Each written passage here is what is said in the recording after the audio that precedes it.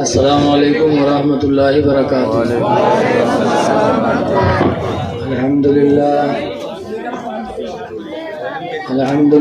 نحمده ونستعينه ونستغفره ونؤمن به ونتوكل عليه ونعوذ بالله من شرور أنفسنا ومن سيئات أعمالنا.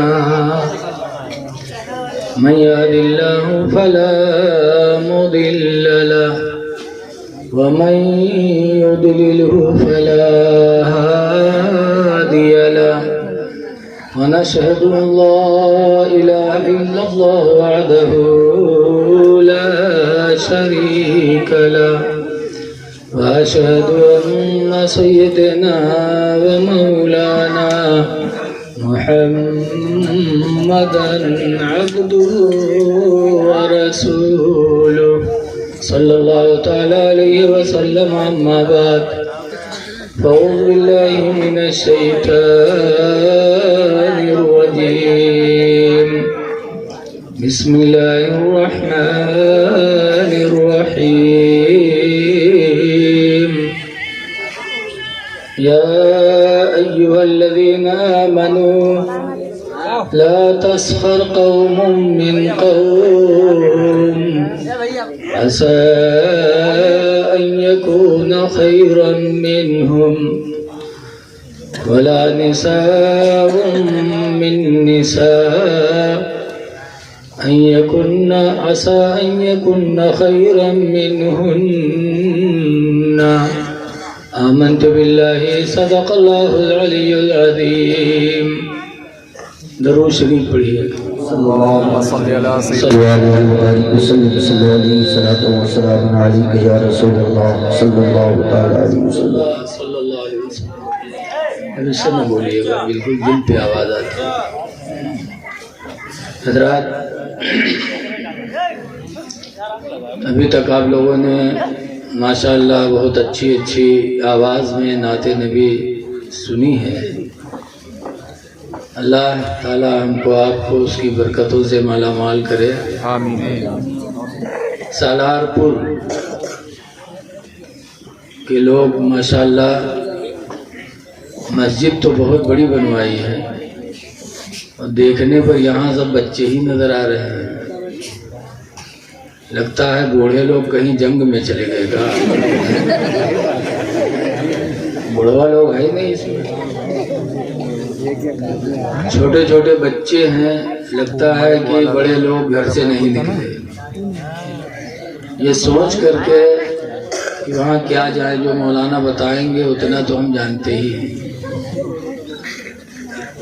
لیکن یاد رکھو، اللہ نے اپنے رسول سے دعا مانگنے کے لیے کہا ہے کہ رسول ہم سے دعا مانگو. کس چیز کی؟ اولاد کے بارے میں نہیں کہا، روزی کے بارے میں نہیں کہا،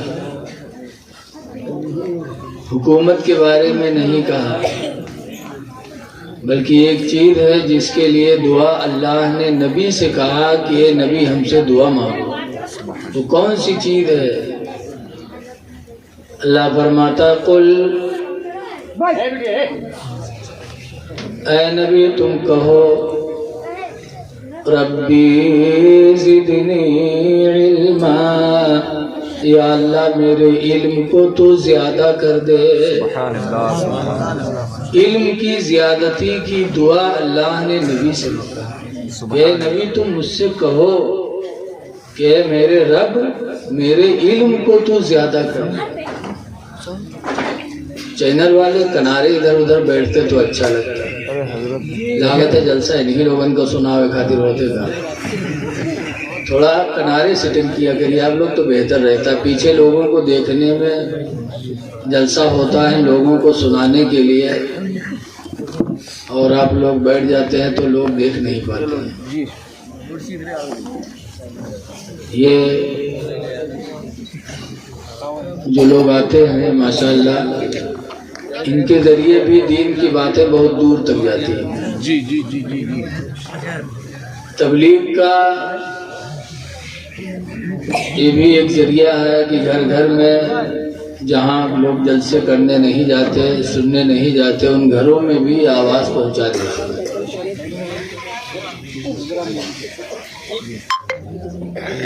تو علم کی دعا مانگنے کے لیے کہا۔ آج لوگ بوڑھے ہو جاتے، جوان ہو جاتے، انہیں یہی پتہ نہیں کہ ہمارے اسلام کے بانی کون ہے، اسلام کس خاندان سے پھیلا ہے، پتہ نہیں۔ کئی جگہ تقریر کرنے گئے تو آج جیسے ہمارے عزیزم حافظ اطہر علی صلی اللہ علیہ وسلم عزیز العلوم نانپارہ میں ہیں، میں چلا آیا، تھوڑی دیر کے بعد ان کی یاد آئی، مجھے افسوس ہوا ساتھ میں نہیں لایا۔ ان کا چھوٹا بھائی فرید مجھے لے کر چلا۔ ایسے ہی ایک صاحب مجھے موٹر سائیکل سے لے کے چلے، تو راستے میں ہم نے کہا لاؤ ذرا بات چیت کریں، پوچھا نام کیا ہے، تو بتایا جھلا۔ ہم کہا اور کچھ کہیں ماں صاحب یہ نام ہے۔ تو ہم کہا بھیا تم کی کیا امتی ہو؟ تو کہتے ہیں کہ مولوی مولانا جانے ہمیں نہیں پتا، کس کے امتی ہو پتہ ہی نہیں۔ تو ہم خاموش ہو گئے۔ جب وہاں پہنچے تو ایک آدمی چائے لے کر آیا، میں نے اس کی طرف توجہ نہیں کیا، تو کہا رہے حضرت لے چائے پیو، کاہے پریشان ہو؟ تو ہم کہا یار وہ کیسا آدمی ہے یار؟ میں نے اس سے پوچھا کس کے امتی ہو؟ تو کہا مجھے نہیں پتا، مولوی مولانا جانا ہے۔ تو کیسے رہے ان کے پیچھے کاہے پڑے ہو، وہ جاہل آدمی، چائے پیو۔ تو ہم کہا تم بتاؤ تم کی امتی ہو؟ کہتے رہے چائے پیو کو مولوی مولانا سالہ تھورو ہے، چائے پیو۔ جوان ہو گئے، بوڑھے ہو گئے، لیکن یہ پتہ نہیں کہ اللہ نے ہم کو کس کی امت میں پیدا کیا۔ اللہ تعالیٰ نے ہم کو آپ کو ایسے نبی کی امت میں پیدا کیا جس کی امت میں پیدا ہونے کے لیے نبیوں نے دعا مانگی۔ حضرت موسیٰ علیہ السلام کہا کرتے تھے یا اللہ تو مجھے امت محمدیہ میں پیدا کر دیتا۔ ہم امت محمدیہ میں پیدا ہوئے تو ہم کو اس کا احساس ہی نہیں۔ علم بہت ضروری چیز ہے، بغیر علم کے انسان اپنی زندگی نہ اسلامی طریقے پر گزار سکتا، نہ دنیاوی ہی طریقے پر صحیح گزار سکتا۔ اس لیے جوانوں کے، بوڑھوں کے علم حاصل کرنے کا ذریعہ یہی محفلیں ہیں، یہاں آنا چاہیے۔ اللہ تعالیٰ قرآن کریم میں فرماتا یا ایھا الذین آمنوا، اے ایمان والو، لا تسخر قوم من قوم، کوئی قوم کسی قوم کا مذاق نہ اڑائے۔ لا یسخر قوم من قوم، کوئی قوم کسی قوم کا مذاق نہ اڑائے، گری نگاہ سے نہ دیکھو۔ آج برادری کی بنیاد پر لوگ دوسروں کو گری نگاہ سے دیکھتے ہیں۔ اللہ نے قرآن میں فرمایا کہ ہم نے تمہارے لیے قبیلے بنائے ہیں، کیوں؟ تاکہ تم ایک دوسرے سے صرف پہچانے جاؤ۔ گھمنڈ کے لیے نہیں بنایا اللہ نے، اس لیے بنایا تاکہ قبیلے ایک دوسرے قبیلے سے ممتاز ہو جائیں۔ آج برادری کی بنیاد پر لوگ دوسرے کو گری نگاہ سے دیکھتے ہیں۔ آگے اللہ تعالیٰ عورتوں سے کہتا ہے وَلَا نِسَاءٌ مِّن نِّسَاءٍ، اور کوئی عورت کسی عورت کو گری نگاہ سے نہ دیکھے۔ عَسَىٰ أَن يَكُنَّ خَيْرًا مِّنْهُنَّ، ہو سکتا ہے وہی عورت تم سے بہتر ہو جس کو تم گری نگاہ سے دیکھ رہی ہو۔ کسی کو گری نگاہ سے نہ دیکھو، خدا جانے کس بھیس میں ہے۔ حدیث پاک میں حضور فرماتے من ضحک ضحک، جو کسی کو رسوا کرے گا وہ رسوا ہو کے رہے گا۔ بہت آواز نہ کھولو، میں بہت اچھا ماشاءاللہ آپ کو بول رہا ہے۔ تو اسلام نے ہمیں کسی کا مذاق اڑانے سے منع فرمایا. ہم سب تو بھائی بھائی ہیں. حدیث پاک میں نبی ہریرہ قال قال رسول اللہ صلی اللہ علیہ وسلم، حضرت ابو ہریرہ سے روایت ہے، فرماتے اللہ کے رسول نے ارشاد فرمایا لا تحسسوا، کسی کو عیب نہ لگاؤ، ولا تجسسوا، اور کسی کے اندر عیب تلاش نہ کرو. نہ عیب لگاؤ اور نہ عیب تلاش کرو. ولا تباغضوا، اور آپس میں بغض نہ کرو، نفرت نہ کرو. وَكُونُوا عِبَادَ اللَّهِ إِخْوَانًا، اور اے اللہ کے بندو تم آپس میں بھائی بھائی بن کے رہو. کیا اسلام نے ہمیں نظام دیا ہے کہ ہم کسی کو عیب نہ لگائیں. آج شوہر بیوی کو تھوڑی سی باتوں پہ عیب لگا دیتا ہے. بولو، دہلی میں حضرت محبوب الہی نظام الدین اولیاء کی مزار ہے. پانی ایک غیر مسلم کے گھر میں نل سے جو پانی نکلتا تھا وہ کھاری تھا. کھاری سمجھ رہے ہیں نا، نمکین. تو خرید کر پانی پیتا تھا، غیر مسلم تھا. بیمار ہو گیا، جب بیماری کے بستر پہ پڑا اور غریبی نے اسے گھیرا تو حضرت محبوب الہی نظام الدین اولیاء نے رات میں پانی کے 2 گھڑے بھر کر اس غیر مسلم کے دروازے پہ لے جا کے رکھ دیا. ساتھ میں خادم تھا، اس نے کہا حضرت یہ غیر مسلم ہے، ہندو ہے. محبوب الہی فرماتے ہندو ہے لیکن ہے تو خدا ہی کا بندہ، ہمارے باپ آدم ہی کی اولاد ہے. رکھ دیا پانی. صبح ہوئی تو بیوی نے دیکھا تو اپنے شوہر سے کہا کہ کوئی میٹھے پانی کے 2 گھڑے رکھ کے گیا ہے. شوہر بیوی پہ بدظن ہو گیا، کہا کچھ نہیں، جب سے میں بیمار ہوں بستر پہ لیٹا ہوں شاید تو نے غلط فائدہ اٹھایا. میری بیماری سے تو نے غلط فائدہ اٹھایا، کسی سے تیرا تعلق ہوا ہے، کسی سے پہچان تو نے کیا ہے. جو رات میں میٹھے گھڑے پانی کے تیرے لیے رکھ کے گیا ہے وہ بدظن ہو گیا عورت سے. عورت پریشان، اس نے قسمیں کھائی کہ میرے کسی سے تعلق نہیں ہے، مجھے کچھ بھی پتا نہیں کہ رات میں کون مٹی کے گھڑے پانی کے رکھ کے گیا ہے. کہا کچھ نہیں، تیرا کوئی آشنا ہے. وہ عورت رات میں سوئی نہیں، سوچا کہ آج دیکھے کہ میرے دروازے پر میٹھے پانی کے گھڑے رکھنے والا ہے کون. جب دوسری رات آئی وہ جاگتی رہی. محبوب الہی نظام الدین اولیاء رات کی تاریکی میں پھر مٹی کے 2 گھڑے پانی کے بھر کر اس کے دروازے پہ گئے رکھا، اور جیسے رکھ کے پلٹے ویسے وہ دروازہ کھولی. عورت جاگ رہی تھی، جھروکے سے دیکھ رہی تھی کہ آخر ہے کون.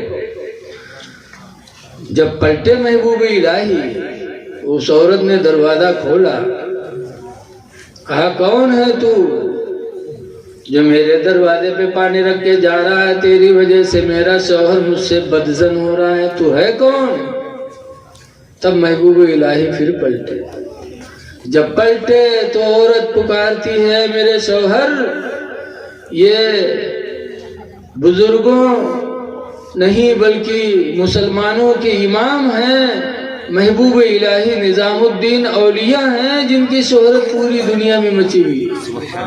محبوب الہی پانی بھر کر رکھے جانے والے ہیں.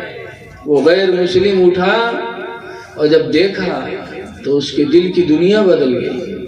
کہنے لگا آپ مسلمانوں کی امام اور ہم غیر مسلم، لیکن ہم سے آپ کو اتنی محبت، اتنا رحم و کرم کہ رات کی تاریکی میں ہمارے پینے کے لیے پانی کا انتظام آپ کرتے ہو.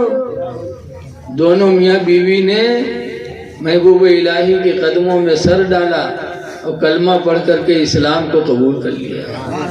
کہا خدا کی قسم اسلام کبھی جھوٹا نہیں ہو سکتا، جس کے ماننے والے اتنے رحم دل ہوں وہ اسلام کب جھوٹا ہو سکتا ہے. تو اے لوگوں رحم دل بنو، بھائی بھائی بنو. اللہ تعالیٰ کے بعد اللہ تعالیٰ نے ہم سب کو آدم کی اولاد سے بنایا ہے. حضور فرماتے ہیں خلق اللہ خلقکم ان اللہ خلقکم من آدم، بے شک اللہ نے تم سب کو آدم سے بنایا. وخلق آدم من طین، اور آدم مٹی سے بنائے گئے. جب آدم سے ہم سب بنے، آدم مٹی سے بنے، تو ہمارے اندر غرور و گھمنڈ کہاں سے آ گیا کہ ہم کسی کو گری نگاہ سے دیکھتے. اس لیے لوگوں آپس میں مل جل کے رہو، محبت کرو. مسجد ماشاءاللہ بڑی عالی شان ہے.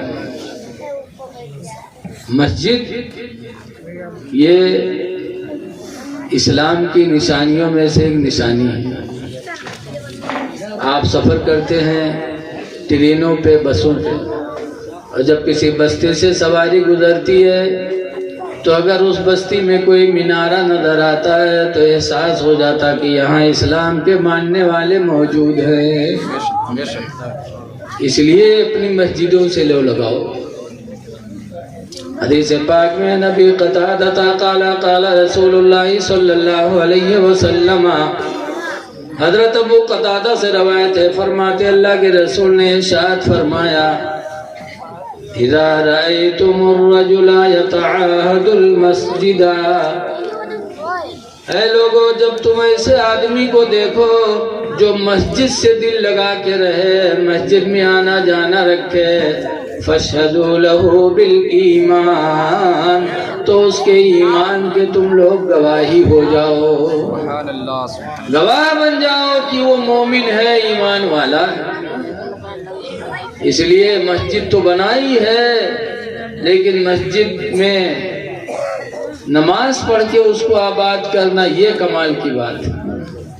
کہنے والے نے کہا ہے کہ مسجد تو بنائے شب بھر میں ایمان کی حرارت والوں نے. شب کے معنی رات، رات ہی بھر میں بنانا. مسجد تو بنائی شب بھر میں ایمان کی حرارت والوں نے، من اپنا پرانا پاپی تھا برسوں میں نمازی بن نہ سکے. مسجد بنا ڈالی، نمازی نہیں بنے. اے لوگوں اللہ کے گھروں کو آباد کرو. آج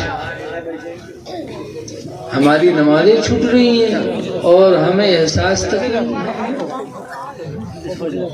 ایک بزرگ حضرت ابراہیم بن ادہم، ایک دن ان کے گھر سے رونے کی آواز آئی.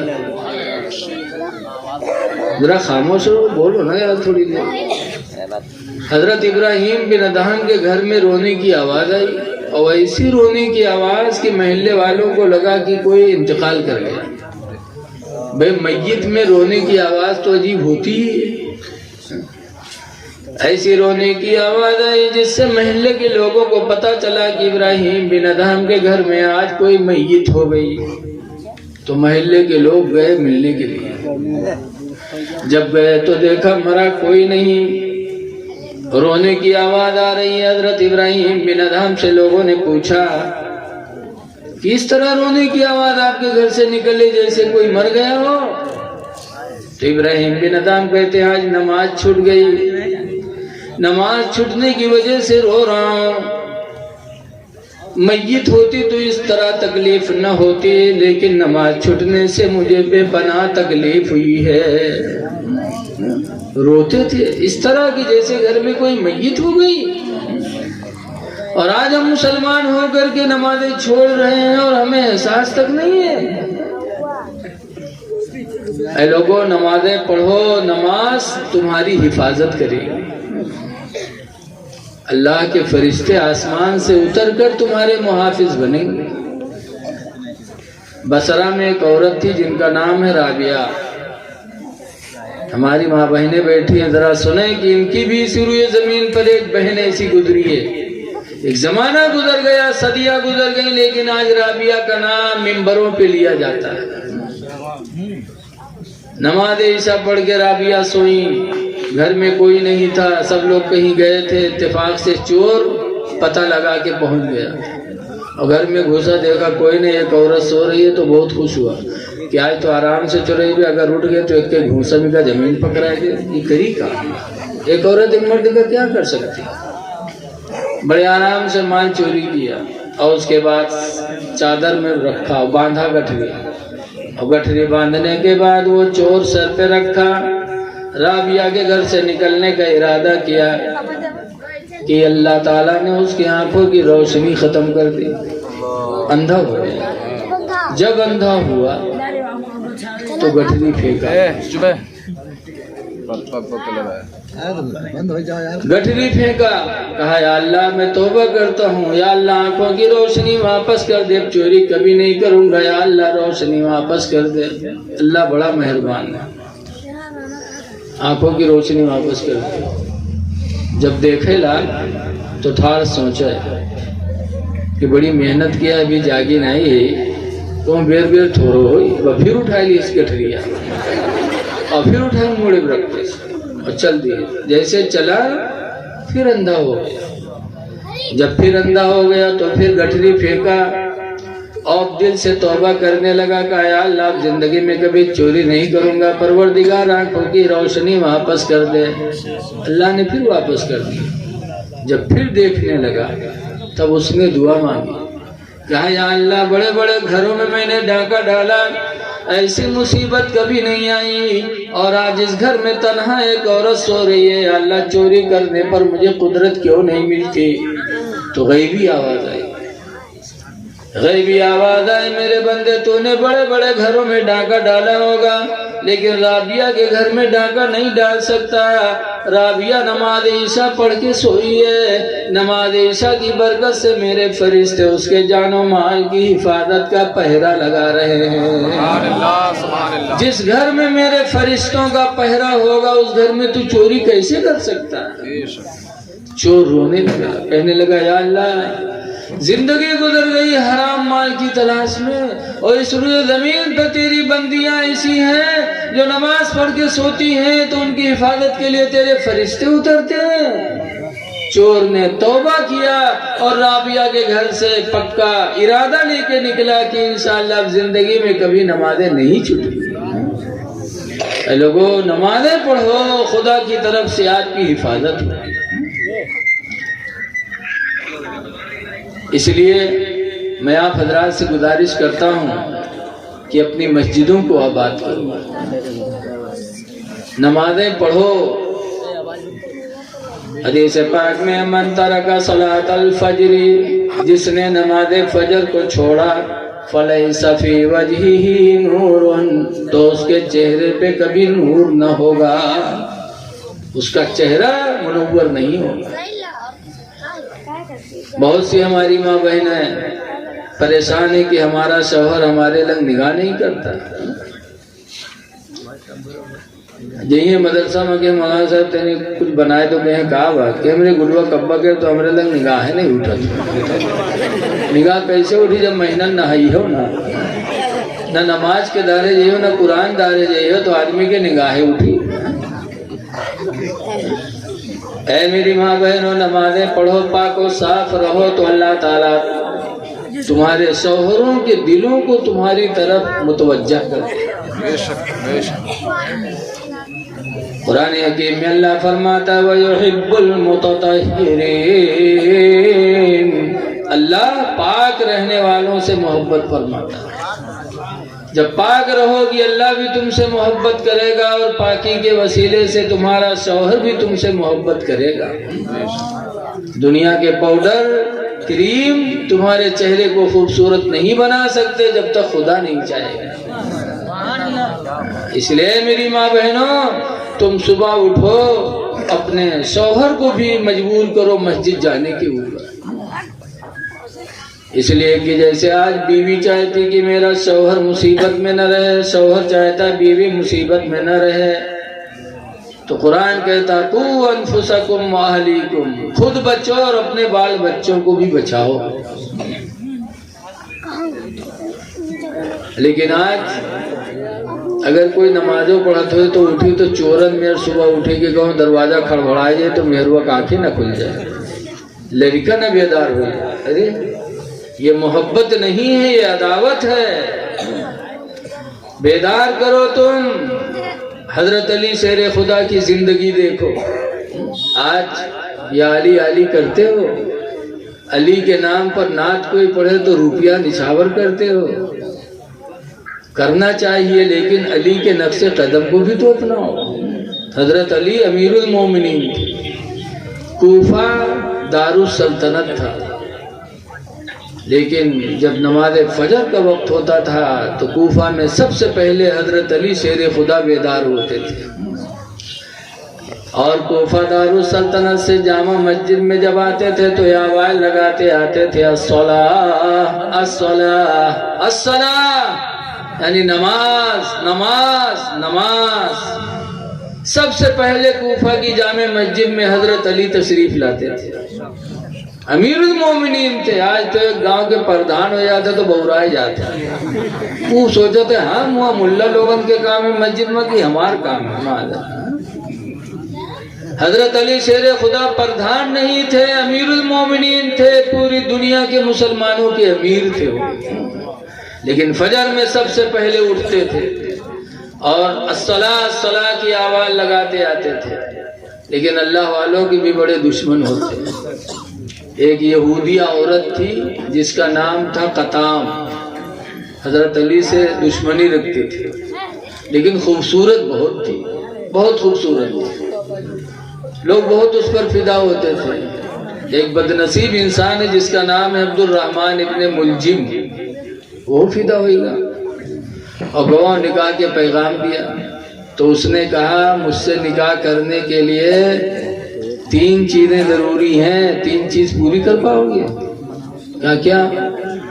کہا ایک تو 10,000 درہم لوں گی، نمبر 2 پہ ایک غلام خدمت کے لیے لوں گی، اور تیسرے نمبر پر علی کا سر لوں گی، جو علی کو قتل کرے گا علی کا سر کاٹ کر لائے گا، میں اس سے نکاح کروں گا۔ لیکن وہ بدنصیب بری طریقے سے عاشق ہو چکا تھا۔ اس نے کہا 10,000 درہم کی بات ہے تو میرے پاس ابھی موجود ہے، لے لو، غلام بھی میرے پاس موجود ہے اسے بھی دے دیتا ہوں۔ کہا نہیں جب تینوں لا کے دو گے تب نکاح کروں گا۔ کہا ٹھیک ہے، علی کا سر کا انتظام کرتا ہوں۔ جانتا تھا کہ سب سے پہلے کوفہ کی مسجد میں آنے والے علی ہی ہوتے۔ خنجر تیز کیا اور آتے ہی میں گیا جامع مسجد کے دروازے کے بغل میں کھڑا ہو گیا چپ کے کہ سب سے پہلے علی آئیں گے تو ان پر میں وار کر کے ان کا سر کاٹ کے لے کے جاؤں گا۔ حضرت علی شیر خدا عادت کے مطابق رمضان شریف کی تاریخ تھی، رمضان کا مہینہ تھا، 21ویں تاریخ تھی، روزے کی حالت میں تھے حضرت علی شیر خدا۔ آئے الصلاۃ الصلاۃ اعلان کرتے ہوئے آ رہے تھے اور یہ دشمن خوب تیاری کر رہا تھا۔ جیسے حضرت علی شیر خدا کوفہ کی مسجد کے دروازے پہ قدم رکھا اور منہ سے دعا مانگی اللہم افتح لی ابواب رحمتک، اے اللہ میرے لیے رحمت کے دروازوں کو کھول دے۔ ادھر دعا ہوئی ادھر دشمن نے وار کیا۔ حضرت علی شیر خدا رضی اللہ تعالیٰ عنہ کی کنپٹی پہ وار کیا، حضرت علی زمین پہ گر گئے۔ دیکھا کہ مسجد نبوی ہے، دیکھا کہ مسجد ہے، تو حضرت علی شیر خدا نے کہا فزت برب الکعبہ، رب کعبہ کی قسم میں کامیاب ہو گیا۔ موت آئے تو ایسی جگہ ہے، بولو مسجد میں، اور وہ بھی دروازے پہ قدم ہے، منہ سے دعا ہے اللہ میرے لیے رحمت کے دروازے کھول دے۔ فزت برب الکعبہ، رب کعبہ کی قسم میں کامیاب ہو گیا، اور یہ وار کر کے بھگا۔ اور حضرت امام حسن حضرت علی کے لڑکے آ رہے تھے نماز پڑھنے، آواز ہوتی تھی تو سب آتے تھے۔ امام حسن رضی اللہ عنہ نے اس کے بھاگنے کی حالت دیکھی تو سمجھ گئے کوئی غلط کام کر کے بھگا ہے، تو پکڑ لیا، اور جب پکڑا بعد میں شور مچی کہ حضرت علی پہ قاتلانہ حملہ ہو گیا، اس کو پکڑ کے لے جا کے گھر میں بند کیا۔ حضرت علی شیر خدا رضی اللہ تعالیٰ عنہ کو اٹھائے، پھر دودھ کا پیالہ حضرت علی کو دیا گیا، تو حضرت علی فرماتے ہیں میرا قاتل کہاں ہے، میرا قاتل کہاں ہے، پہلے اس کو دودھ لے جاؤ پلاؤ، خدا جانے کس وقت سے میرے انتظار میں وہ کھڑا رہا، بھوکا ہوگا، پیاسا ہوگا، اس پہ دہشت طاری ہوگی۔ امام حسن نے کہا ابو میں نے اس کو گھر میں بند رکھا ہے، آپ کا بدلہ لوں گا۔ کہا نہیں، پہلے لے جاؤ میرے دشمن کو دودھ کا پیالہ پیش کرو۔ جب وہ لے کے گئے دیا، کہا لے پی لے، بڑا خوش نصیب لگتا ہے تو کہ حضرت علی نے تجھے ایسے حالت میں بھی دودھ کا پیالہ عطا کیا ہے، لیکن بڑا بد نصیب تھا، اس نے نہ کر دیا۔ جب نہ کیا تو دودھ کا پیالہ پھر لایا گیا، حضرت علی شیر خدا کے سامنے رکھا گیا۔ کہا کیا ہوا، پیا نہیں؟ کہا نہ، کر دیا۔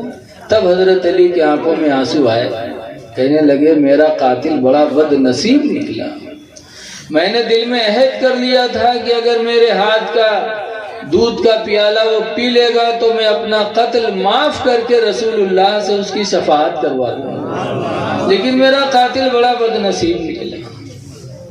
اور اس کے بعد دنیا سے رخصت ہو گئے۔ اے لوگوں ذرا غور کرو کہ آج علی سے محبت ہے اور ہماری نماز چھوٹ رہی ہے، مسجدیں ہماری چھٹی ہوئی ہیں۔ دوسری بات یہ بھی سنو کہ حضرت علی شیر خدا کا کردار اپنے دشمن کے بارے میں کیسا تھا، قتل کیا لیکن دودھ کا پیالہ پلوا رہے ہیں۔ اور آج ہم تھوڑی تھوڑی سی بات پہ اتنا بدلہ لیتے ہیں کہ برباد کرنے کی کوشش کرتے ہیں کہ اس نے ہم سے بات کیا، اس نے ہمیں مجمع میں رسوا کیا، اس کو تو ہم برباد کر دیں گے۔ اے لوگوں اہل بیت کی زندگی سامنے رکھو، اللہ والوں نے کبھی بدلہ نہیں لیا ہے، بدلہ نہیں لیا ہے، صبر ہی کیا ہے، صبر کرو۔ اسی لیے حدیث پاک میں عن انس قال قال رسول اللہ صلی اللہ علیہ وسلم، حضرت انس سے روایت ہے، فرماتے اللہ کے رسول نے ارشاد فرمایا لیس الشدید، پہلوان وہ نہیں ہے، کون؟ الذی یسرع، جو دوسرے کو پٹک دے، دوسرے کو مار دے، وہ پہلوان نہیں ہے۔ بل الشدید، بلکہ پہلوان تو وہ ہے الذی یملک علی نفسہ عند الغضب، جو غصہ کے وقت اپنے نفس پر کنٹرول کر لے۔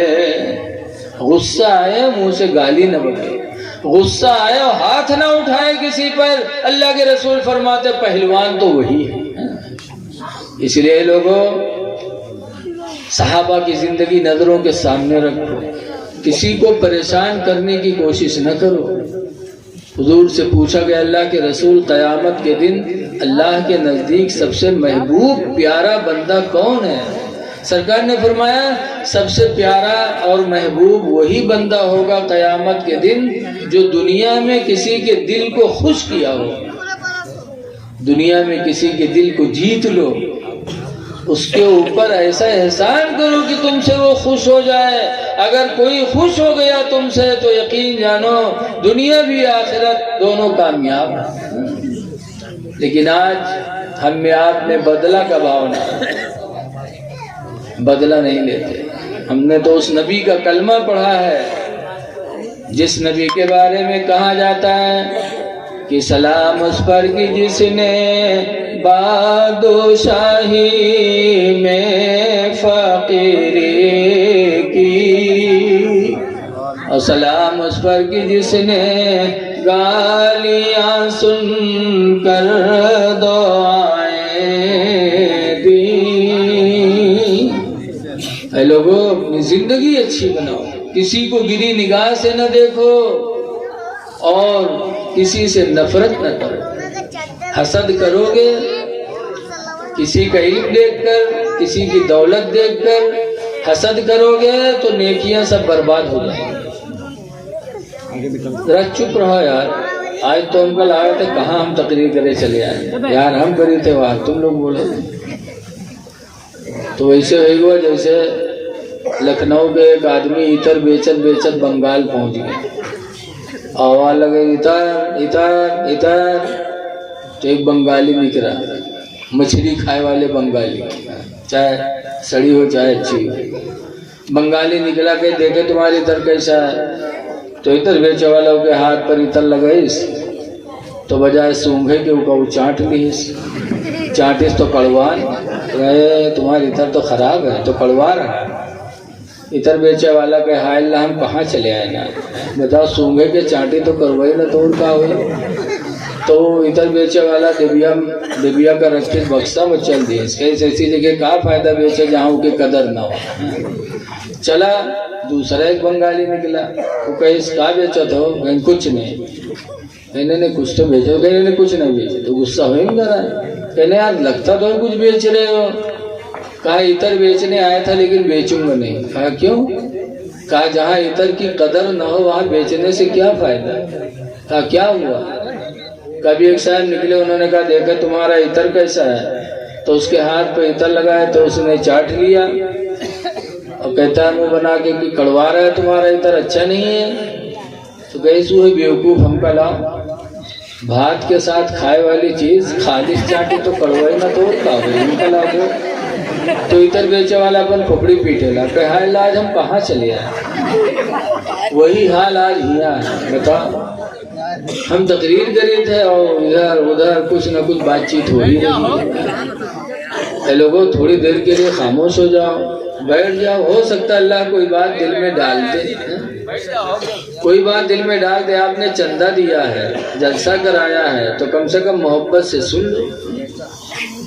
علم میں اضافہ کی دعا مانگو، رسول اللہ نے دعا مانگی ہے تو تم بھی مانگو۔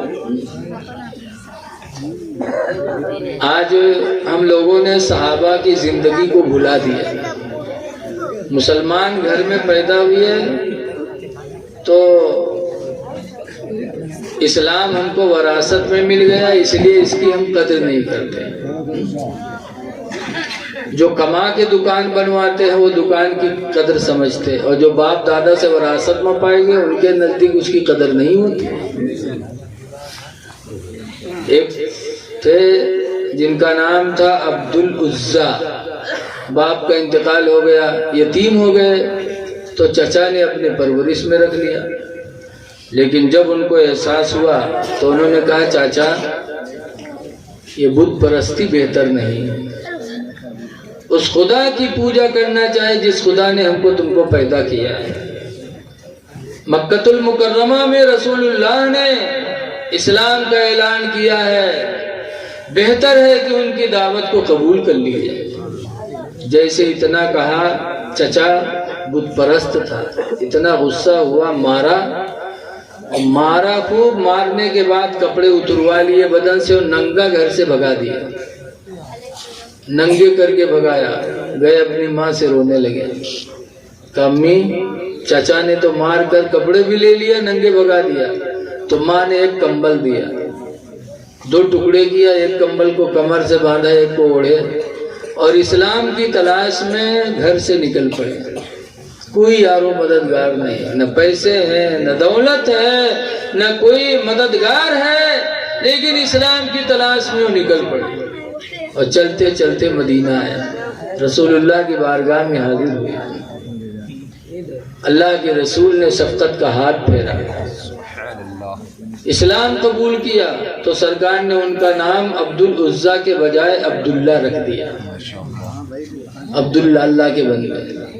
اسلام قبول کیا، اس کے بعد کہا اللہ کے رسول مجھے میدان جہاد میں جانے کی اجازت دے، اور جنگ تبوک ہونے والی تھی، کہا جنگ تبوک میں مجھے اجازت دے دو، میں اللہ کی راہ میں لڑنے جاؤں گا اور مجھے شہادت کی اجازت دے دو۔ اللہ کے رسول نے فرمایا عبداللہ تم شہادت کا ارادہ رکھتے ہو؟ اب اگر تم بخار کی حالت میں بھی انتقال کیے تو اللہ تعالیٰ تم کو شہادت ہی کا درجہ عطا فرمائے۔ سبحان اللہ سبحان اللہ۔ جنگ تبوک میں چلے گئے، کافی صحابہ گئے، کافی دنوں تک تبوک کے میدان میں رک کر کے صحابہ نے انتظار کیا، لیکن دشمن لڑنے نہیں آئے۔ جنگ تبوک میں جنگ نہیں ہوئی، انتظار کر کے لوگ واپس آ گئے، لڑنے کے لیے کوئی آیا ہی نہیں۔ اسی تلاش، اسی انتظار میں عبداللہ کا انتقال ہو گیا میدان تبوک میں۔ عبداللہ کا وہیں انتقال ہو گیا۔ جب انتقال ہوا تو نہلائے گئے، کفن پہنایا گیا۔ اس کے بعد شام ہو گئی تو اللہ کے رسول فرماتے ہیں بلال اپنے بھائی کو دفن کرنے کے لیے چراغ روشن کرو۔ حضرت بلال نے چراغ جلایا، پھر قبر میں سرکار اترے، پھر حضرت ابو بکر اور حضرت عمر سے کہتے ہیں کہ ابو بکر و عمر اپنے اسلامی بھائی کو میرے حوالے کر دو۔ دونوں نے لاش اٹھائی، اللہ کے رسول کی گود میں دیا۔ پھر حضور نے عبداللہ کی لاش کو جب قبر میں لٹایا، لٹانے کے بعد حضور دعا کرتے ہیں یا اللہ عبداللہ سے میں راضی ہوں، خدا تو بھی راضی ہو جا۔ صحابہ کرام رو رو کے بیان کرتے ہیں کہ جب سرکار نے دعا مانگی تھی کہ یا اللہ عبداللہ سے میں راضی ہوں تو بھی راضی ہو جا، تو ہم سب کی دلی تمنا تھی کہ کاش عبداللہ کی لاش کی جگہ پر ہماری لاش ہوتی اور اللہ کے رسول یہ کہہ دیتے تو دنیا بھی ہماری اچھی ہوتی، آخرت بھی اچھی ہو جاتی۔ عبداللہ کی لاش کی جگہ پر ہماری لاش ہوتی اور سرکار کے منہ سے یہ نکل جاتا کہ یا اللہ میں اس سے راضی ہوں تو بھی راضی ہو جا۔ اے لوگوں، آج ہم کو اسلام کتنی آسانی میں مل گیا۔ مسلمان گھر میں پیدا ہوئے، کوئی محنت نہیں اسلام کے لیے، پھر ہم اس کی قدر نہیں کرتے۔ اللہ کا شکر ادا کرو کہ اللہ تعالیٰ نے ہم کو تم کو مسلمان بنایا، لیکن پھر بھی ہم اس کو چھپاتے ہیں۔ آج چہرے پہ داڑھی نہیں لگاتے، کیوں؟ تاکہ سب کو حکام ہو جائے، کوئی جان نہ پائے کہ عبد الرحمن ہو کہ سیتا رام ہو، کچھ جان نہ پائے۔ ارے حضرت خالد ابن ولید کی زندگی دیکھو۔ حضرت خالد ابن ولید ایک جنگ میں گئے تو ایک یہودی آیا سامنے، کہا خالد آپ کون ہیں؟ کہا میں مسلمان ہوں۔ کہا مسلمان ہو؟ کہا خالد اگر تمہارا اسلام سچا ہے نا تو میرے ہاتھ میں یہ زہر کی پڑیا ہے، تم کھا کے دکھاؤ۔ اگر اسلام سچا ہوگا، تم سچے ہوگے تو زہر تم پر اثر نہیں کرے گا، کھا کے دکھاؤ۔ سلارپور کے آدمی تو کہا اچھا ہم کا چوتیا بناؤ تو ہم زہر کھائیں گے، بولو تو کہتے ہم منہ ٹل جائے، ہم منہ ٹلے، اس لیے کہ ہم لوگوں کا ایمان بڑا کمزور۔ صحابہ ایمان کے پہاڑ تھے، پہاڑ۔ حضرت خالد ابن ولید کہتے ہیں ہاں الحمدللہ میں مسلمان ہوں، میرا اسلام سچا ہے، لاؤ زہر کی پڑیا لاؤ۔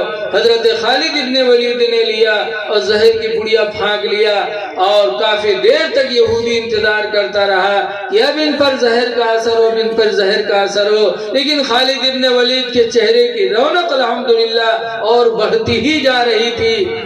یہودی نے دیکھا تو پکارا، کہا خالد یقین ہو گیا کہ تم سچے مسلمان ہو، تمہارا اسلام سچا ہے، میں بھی کلمہ پڑھتا ہوں لا الہ الا اللہ محمد رسول اللہ صلی اللہ علیہ وسلم۔ وہ تھے صحابہ کہ مسلمان ہونے پہ ناز تھا، اور آج ہم اپنے چہرے کو مسلمان جیسا نہیں بنا پاتے۔ اے لوگوں، چہروں پہ داڑھیاں سجا لیں۔ داڑھی قبر میں روشنی کا سہارا ہے۔ جو اندھیری کوٹری ہے نا، اعلیٰ حضرت فرماتے ہیں ہائے غافل وہ کیا جگہ ہے جہاں، ہائے غافل وہ کیا جگہ ہے جہاں، پانچ جاتے ہیں چار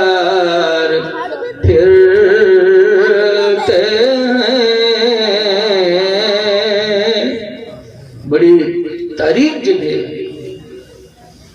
داڑھی رکھا لو قبر منور ہوگی، اور داڑھی رکھاؤ گے تو گناہوں سے بھی بچو گے. ایک دفعہ ہم بمبئی سے اترے ہیں، رمضان مہینہ رہے، تو جب بمبئی سے پشپت پر بیٹھے، کوئی ٹرین پر بیٹھے تو ہجڑا آوت ہجڑا لوگ کی نہیں، اور تاڑی بجا بجا کے پیسہ لیتے. تو ہم بیٹھے رہے، سب لونڈے پینٹ شرٹ والے نوجوان بیٹھے رہے، سب کے کونوں گالو میٹ کے کونوں کے جھپڑی آئی کے پیسہ وصولی، تاڑی بجا بجا. ہم سے نہیں بولے. تو جب چلے گئے تو سب کہا تھا مولوی صاحب آپ سے نہیں مانگے. ہم کا سب اپنے اپنے اسٹاف میں کام کرا تھا، اپنے اپنے اسٹاف سے سب کا فائدہ ملا تھا. اگر ہم کو اپنے اسٹاف کے سمجھے تو ہم سے کہا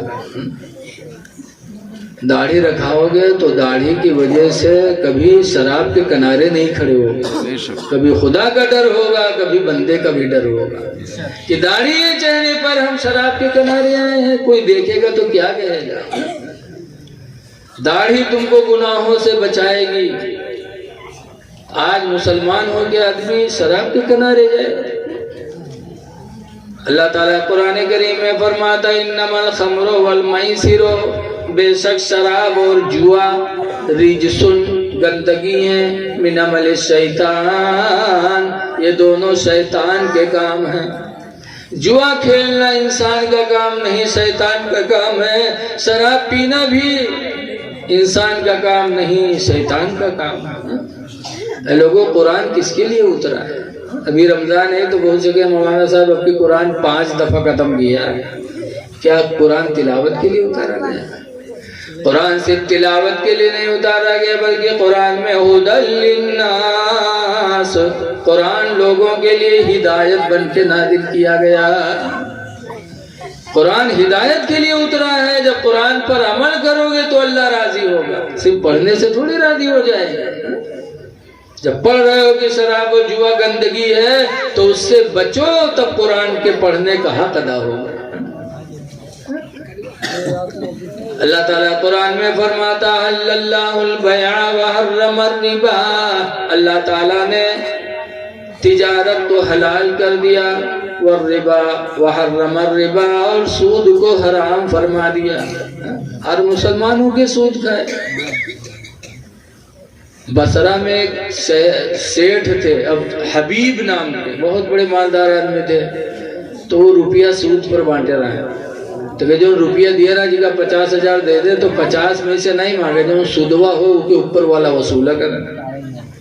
کوئی 1 لاکھ دے دیں تو 1 لاکھ میں نہیں مانگے، باقی اوپر والا مانگا کرے. ایک دن ایک بھکاری ان کے دروازے پر آیا کہ اللہ کے نام پر دے دو، میں بہت پریشان ہوں. تو حبیب نے کہا سنو، اگر میں تم کو کچھ دے دوں گا تو تم مالدار ہوگے نہیں، رہو گے غریب کے غریب ہی. اور اگر تم جیسے بھکاریوں کو میں دینے لگوں گا تو ایک دن میں تمہاری طرح بھکاری ہو جاؤں گا، اس لیے میں تم کو دوں گا نہیں. وہ بیچارہ فقیر چلا گیا. شام کو کھانے کے لیے جب حبیب بیٹھے، بیوی نے جب پتیلی میں کھولا تو دیکھا کہ سارے کھانے کو اللہ تعالیٰ نے خون سے بدل دیا. پھینکا، پھر بنایا، اور جب بن کے کھانا تیار ہوا تو سارا کھانا اللہ نے خون سے بدل دیا. تو بیوی رونے لگی، کہا کچھ نہیں، جو بھکاری دروازے پر آیا تھا تم نے ان سے دھتکار دیا تو اللہ ناراض ہو گیا. جاؤ اس بھکاری کو تلاش کر کے لاؤ، ورنہ کھانا لگتا ہے نصیب سے چلا گیا. حبیب اس بھکاری کو تلاش کرنے کے لیے نکلے، کلا بلائے گئے. جب نکلے تو محلے کے بچے کہیں کھیل رہے تھے.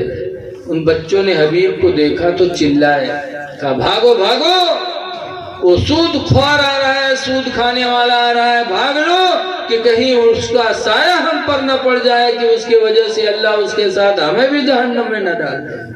بھاگو.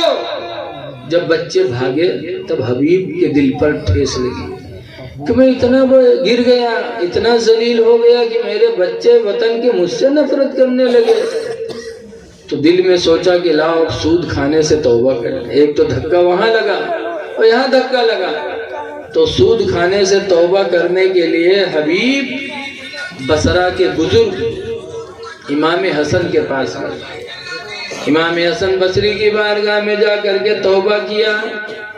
اور کہا آپ گواہ ہو جاؤ آج سے میں نے سود لینا بھی بند کیا اور جس کے پاس جتنی سود کی رقمیں دیا تھا ان سب کو میں نے معاف کر دیا، اب کچھ نہیں، جو میری رقم تھی وہ بھی لینا نہیں ہے، جو لیا اللہ معاف کرے، آپ گواہ بن جاؤ۔ توبہ کیا۔ توبہ کرنے کے بعد امام حسن بصری کی بارگاہ سے جب حبیب پلٹے تو کچھ بچے پھر محلے کے ملے، دیکھا حبیب آ رہے ہیں، بچے چلائے اور کہا آ جاؤ حبیب بصری کے قدموں میں لگ جاؤ۔ حسن بصری کی بارگاہ سے توبہ کر کے آ رہے ہیں، ان کے قدموں میں لگ جاؤ، ہو سکتا ہے ان کے قدموں کی برکت سے اللہ ہمیں بھی بخش دے۔ تب حبیب اجمی اللہ کا شکر ادا